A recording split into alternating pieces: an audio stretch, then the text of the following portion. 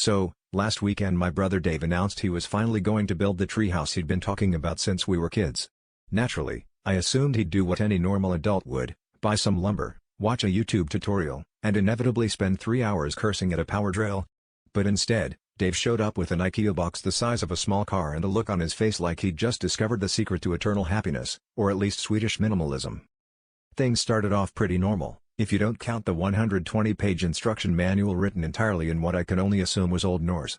We spent the first hour sorting screws with names like Flargnut and Smorbolt, and the second hour trying to decipher why step 6 included a drawing of a moose wearing safety goggles. By the time we hit step 27, Dave was muttering something about embracing the Scandinavian spirit, and I'd already assembled what looked suspiciously like a vending machine. On Sunday morning, we woke up to the sound of something humming in the backyard. Dave, ever the optimist, declared, "It's probably just the wind."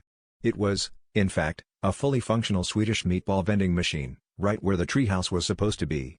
As we stared in disbelief, a squirrel with a tiny blonde wig jumped onto the vending machine, pressed the Shutbular button, and proceeded to feast.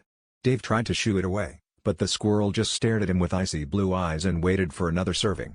When Dave yelled, "Hey, get out of here!" the squirrel ignored him, but when I called out, "Bjorn, dinner's ready," it perked up and chattered enthusiastically.